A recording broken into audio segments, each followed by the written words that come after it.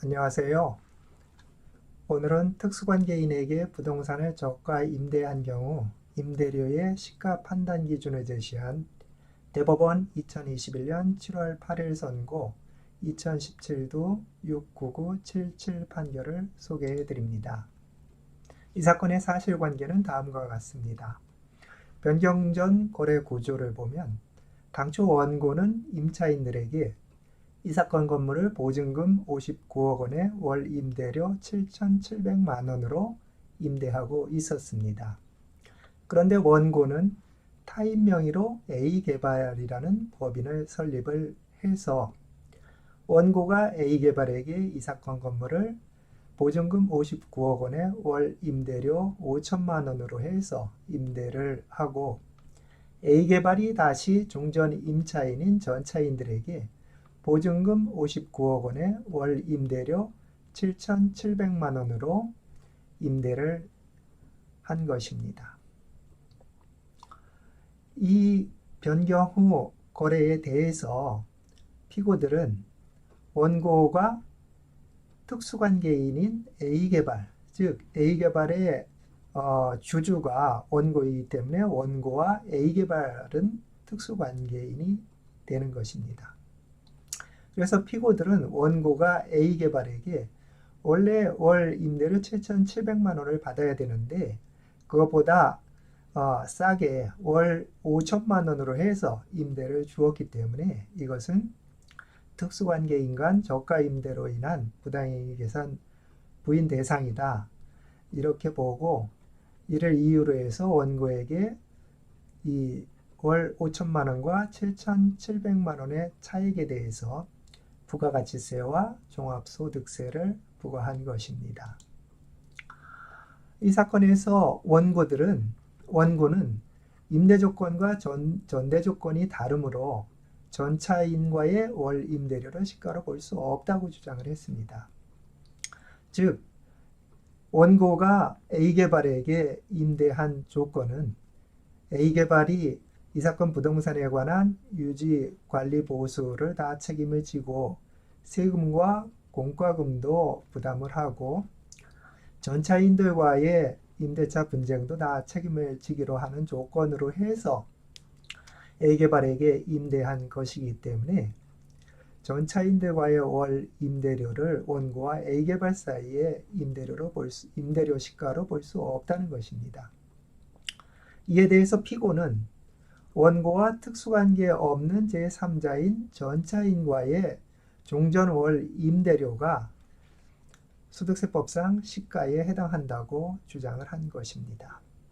이 사건의 쟁점은 이와 같이 사업자가 특수관계인에게 부동산을 저가로 임대한 경우에 부당행위 계산 부인 대상이 되는 부동산 임대 용역의 시가를 어느 금액으로 볼 것인가 하는 점입니다. 대상 판결의 경우 대법원은 과세관청의 주장이 잘못됐다고 해서 즉 전차료를 원고와 A개발 사이의 임대료의 시가로 볼 수 없다고 이렇게 판단을 해서 부가처분이 위법하다는 결론을 내렸습니다. 그 이유는 다음과 같습니다. 사업자가 특수관계인과 사이에 부동산을 임대한 경우에 그 임대 용역의 시가는 사업자가 특수관계인 외의자와 해당 거래와 유사한 상황에서 계속적으로 거래한 가격 또는 제3자 간에 일반적으로 거래된 가격에 의해야 하고 그러한 가격이 없거나 시가가 불분명한 경우에는 감정가액 등 법령이 정한 방법으로 계산한 금액을 시가로 해야 된다는 것입니다. 그런데 이 사건의 경우 A개발과 이 사건 건물에 관한 임대차 계약을 원고가 체결하면서 종전과 달리 임차인인 A개발이 이 사건 건물의 시설 보수 유지 업무를 담당하고 이 사건 건물에 관한 세금과 공과금을 부담하고 세입자와의 분쟁을 해결하고 그에 따른 책임을 모두 지기로 약정한 점들을 보면 이 경우에 원고가 A개발과 약정한 임대료는 이러한 특별한 사정을 고려한 금액으로 보인다는 것입니다. 그렇다면 이러한 특별한 사정에 대한 고려 없이 A개발이 전대료로 원고가 종전에 받은 임대료와 같은 금액을 받았다는 사정만으로 그 전대료 상당액이 바로 원고의 A개발에 대한 임대용역의 시가라고 단정할 수 없다는 것입니다. 평석입니다.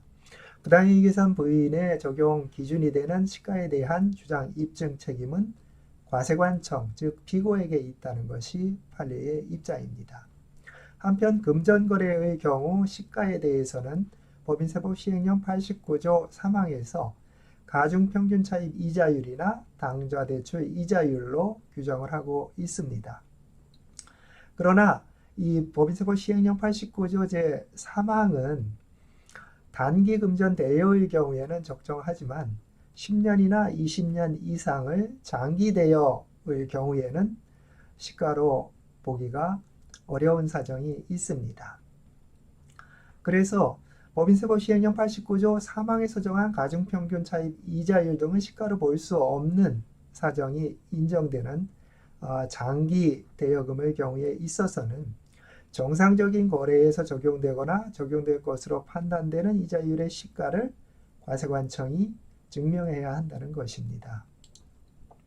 대상 판결의 사안에서 과세관청은 원고가 A개발에 임대한 임대료의 시가를 A개발의 전대료 금액으로 이렇게 봐서 저가 임대를 이유로 부당이익계산 부인을 했습니다. 그러나 대상 판결은 원고와 A개발 사이의 임대차 조건하고 A개발의 전차인들에 대한 전대차 조건이 다르기 때문에 전대료 상당액을 원고와 A개발 사이의 임대료 시가로 볼 수 없다고 판단을 했습니다. 그렇다면 이 사건의 경우에는 시가가 불분명한 경우에 해당이 되는 것이고, 따라서 과세관청은 법인세법 시행령 89조 2항 4항에 따른 시가를 입증해서 과세표준을 산정해야 할 것입니다. 실무상으로 소득세법과 법인세법에서 부당이익계산 부인이 종종 쟁점이 되고 있습니다. 이러한 경우에 두 가지 점을 유의를 할 필요가 있습니다. 첫째는 시가입니다. 시가에 대해서는 과세관청에게 입증 책임이 있다는 점을 앞서 말씀을 드렸습니다. 그래서 납세 의무자 입장에서는 과세관청이 제시한 금액이 시가가 아니라는 점을 다투어서 부당이익계산 부인 적용을 배척할 수가 있습니다. 두 번째로 만약 시가가 입증됐다고 한다면 그와 같이 시가보다 고가나 저가로 거래하게 된 특별한 사정이 있었다는 점, 즉 경제적 합리성을 납세 의무자가 주장 입증해서 부당이익계산 부인 규정의 적용을 배척할 수가 있습니다. 여기에서 경제적 합리성 유무에 관한 판단은 거래와 관련한 여러 사정들을 종합해서 판단을 하게 될 것입니다. 이러한 경제적 합리성에 대해서는 납세 의무자가 그와 같이 시가보다 저가나 고가로 거래하게 된 특별한 사정을